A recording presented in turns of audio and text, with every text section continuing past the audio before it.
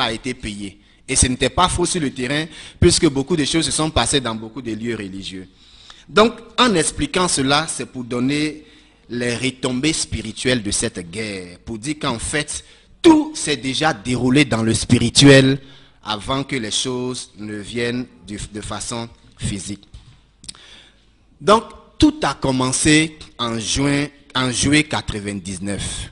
Je dis bien, tout a commencé en juillet 99. Quand nous avons commencé à avoir les premières révélations sur la Côte d'Ivoire. J'étais en poste à Mans, précisément à Biancouman, j'avais ma base à Mans. Et chaque mois, nous allions à ce qu'on appelle des dépôts rapports, donc des dépôts de bilan. Et une de nos missionnaires, dont je vais taire le nom, nous a dit que lorsqu'elle partait à la veille de ce jour-là, elle a vu dans le ciel un signe qu'elle ne comprenait pas. Ce n'était même pas une vision, enfin je veux dire, ce n'était pas un rêve ou un songe, mais c'était une vision. Dans le sens où la vision, on ne dort pas et puis on voit la chose. Donc elle a vu dans le ciel, vers 17 h, la carte de la Côte d'Ivoire dessinée derrière les montagnes, puisque nous étions en main. La carte de la Côte d'Ivoire était dessinée derrière les montagnes. Et elle a vu que cette carte était enténébrée à l'intérieur. Et puis il y a une boule qui est venue percer le flanc de cette carte, qui est venue s'installer au milieu et qui a chassé la lumière de cette carte. Et donc la boule est restée et il y avait la désolation autour de cette carte.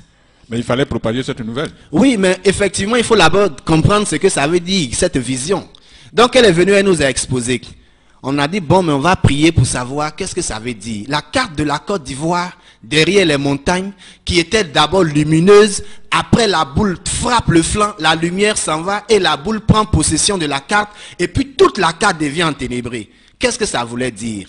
C'est là que Dieu nous a dit que la Côte d'Ivoire est un pays de paix. C'est ce que vous avez vu, la Côte d'Ivoire, la carte de la Côte d'Ivoire en tant que lumière.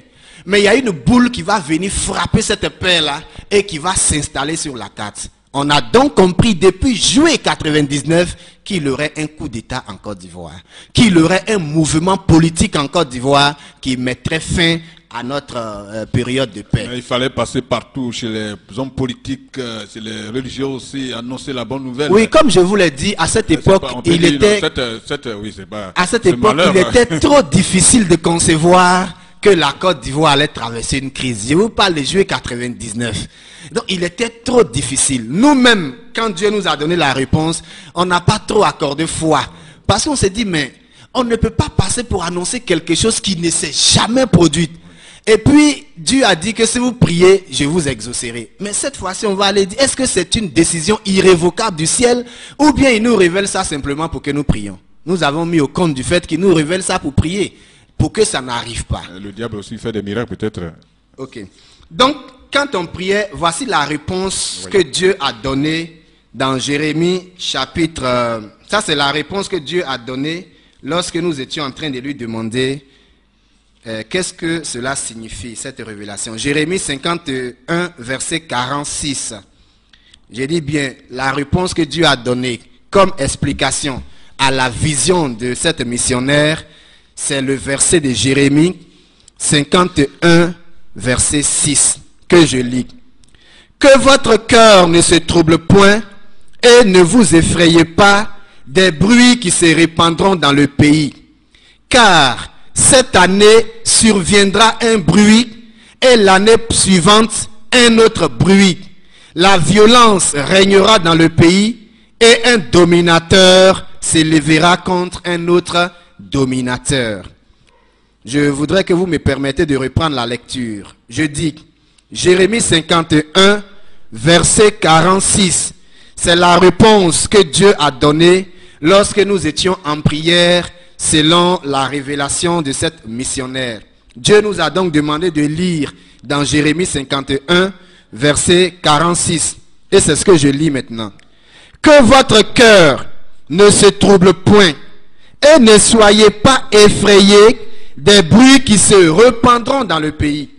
Car cette année surviendra un bruit et l'année suivante un autre bruit. La violence régnera dans le pays et un dominateur s'élèvera contre un autre dominateur. Vous voyez, cette portion de l'écriture est tellement claire que je me demande s'il faut encore l'interpréter. La Bible dit, cette année surviendra un bruit. La violence sera répandue dans le pays et un dominateur s'élèvera contre un autre dominateur. Donc, il y aura deux bruits. On dit, cette année surviendra un bruit et il y aura une autre année où surviendra un autre bruit. Mais dans les deux bruits, c'est un dominateur qui s'élèvera contre un autre dominateur. Ce n'est rien d'autre que deux différents coups d'État qui étaient annoncés. Parce que l'expression biblique, un dominateur qui s'élève contre un autre dominateur, c'est-à-dire que c'est l'expression des coups d'État. Et on dit que ça va se produire deux fois. Cette année d'abord et l'année qui vient. Donc, à deux périodes différentes. Donc, nous avons compris qu'il y aurait deux coups d'État. Et je vous dis que c'était en juillet 99. Et c'est quelques 3-4 mois, je dirais peut-être près de 5 mois seulement en décembre 99 qu'il y a eu le premier coup d'État. Mais avant cela, je m'étais retiré et j'ai jeûné pendant 40 jours pour la Côte d'Ivoire. J'ai dit, mais Seigneur, un bruit surviendra, un autre bruit surviendra. Tu nous révèles ça pour que nous puissions prier ou bien tu nous dis que c'est une décision irrévocable. Je me suis donc retiré et je me suis mis à prier. J'ai pris 40 jours de jeûne pour la Côte d'Ivoire. Et c'est au cours de ces 40 jours que Dieu a envoyé son ange pour m'expliquer. Pourquoi 40 jours? J'ai pris 40 jours parce que je me dis que 40 c'était le comble de tous les jeûnes dans la Bible. Et donc Moïse a fait 40 jours, Jésus a fait 40 jours, Élie a fait 40 jours. Donc quand la situation est trop préoccupante, je me dis que 40 jours pouvaient quand même régler la chose. Et donc j'ai dû mortifier mon âme pour mon pays à cause de cela. C'est pourquoi aussi Dieu m'a fait l'excellence des révélations. Puisque j'avais vraiment sur le cœur le poids et de la situation de mon pays. Donc quand moi je me suis retiré et que je me mettais à prier, que c'est l'expression des coups d'État. Et on dit que ça va se produire deux fois. Cette année d'abord et l'année qui vient. Donc à deux périodes différentes.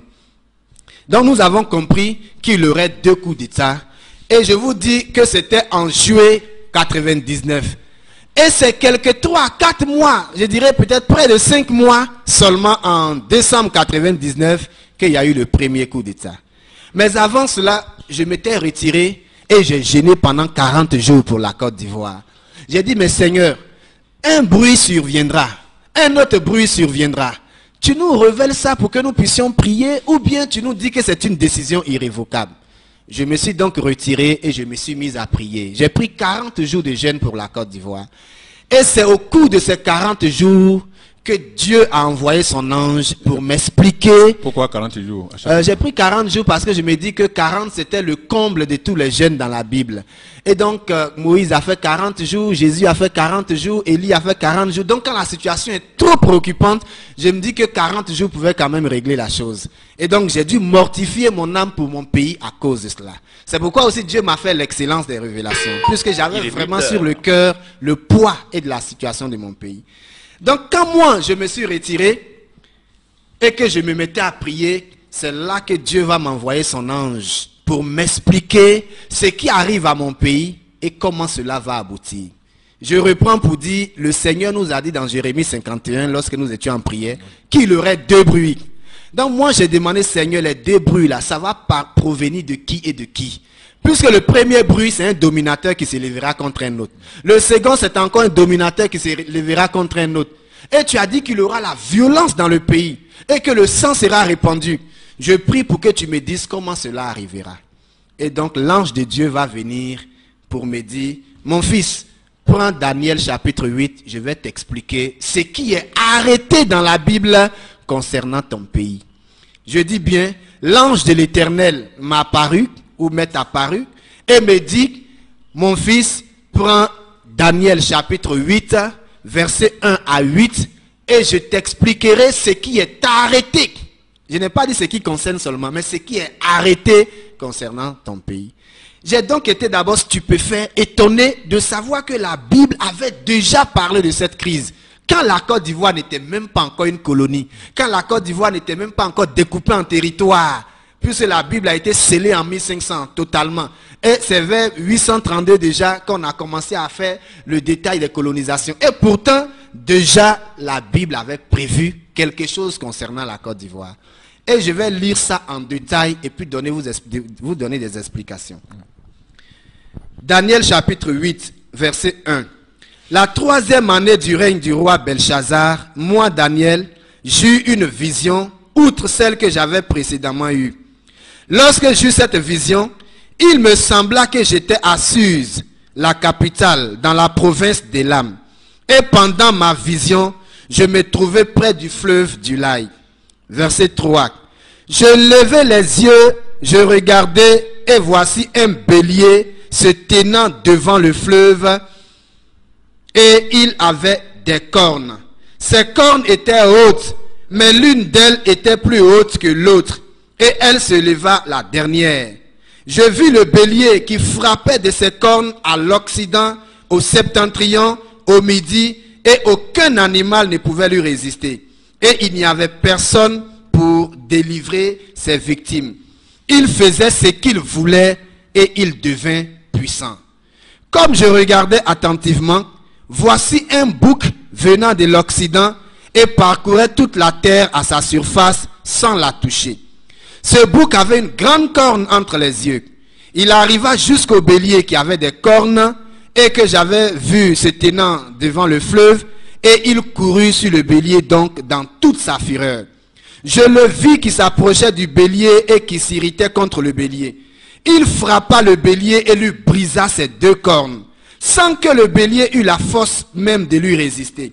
Il le jeta par terre, le foula aux pieds, et il n'eut personne pour délivrer le bélier. Le bouc devint aussi très puissant, mais lorsqu'il fut puissant, sa grande corne se brisa. 4 autres cornes se levaient pour la remplacer aux 4 vents de la terre. Voici le passage. C'est ça. Oui. Allez-y, allez-y. Voici le passage tel que donné par l'ange. Ce texte nous a présenté une légende, mais concrètement. Oui, cette légende donc s'adresse à la Côte d'Ivoire. Il est bien vrai qu'à cette époque où on disait ça, il s'agissait du royaume perse dirigé par Alexandre le Grand, qui après son décès, il y a eu 4 généraux qui ont pris le pouvoir. Mais Dieu me dit qu'il ne s'agissait pas seulement de la destinée d'une seule nation, puisque la Bible est omniprésente dans l'esprit de Dieu. Donc dans la préscience de Dieu, il voulait que ce passage-là s'applique aussi à certains pays, à certaines nations, dont la Côte d'Ivoire. Et je reprends pour dire le verset 3, on va aller pas à pas. Je levai les yeux, je regardais et voici un bélier se tenant sur le fleuve et qui avait des cornes, au nombre de 2, puisqu'on dit l'une s'est élevée plus haute que l'autre. Donc Dieu me dit, tu vois, le bélier est le symbole de votre parti politique qu'on appelle le PDCI. Et il y a eu 2 cornes. Les 2 cornes, c'est les 2 présidents qui ont été à la tête du PDCI. Le président Houphouët-Boigny et le président Bédié, qui ont été les 2 cornes du bélier. Donc le bélier là, c'est le parti politique qu'on appelle le PDCI. Ces 2 cornes, ce sont les 2 pouvoirs qui ont dirigé, les 2 têtes pensantes qui ont dirigé ce parti. Parce que ce matin, les militants vous écoutent. Hein? Oui, mais je dis que quand moi je parle de ce que Dieu m'a dit, j'aime être cru dans mon verbe. Parce que je me dis que je ne veux pas qu'on me reproche quelque chose. Si je dois faire la prison parce que j'ai fait une chose, alors je suis prêt à assumer. Mais j'aurais au moins dit ce que Dieu pense. De toute façon, Jésus a été condamné à mort, ça n'a rien fait au ciel. C'est la vérité. Voilà. Donc, je voudrais que quelqu'un ne se dise pas que je suis acheté par un parti. C'est pourquoi je ne dirai même pas quelle est ma position dans un parti. Je délivrerai le message de Dieu tel quel. Et puis, à chacun maintenant de se demander si c'est la vérité ou pas. C'est pourquoi j'ai dit, en ouvrant la Bible, c'est pour que toute personne qui avait déjà des pensées de contradiction se taise. Parce que je n'ai pas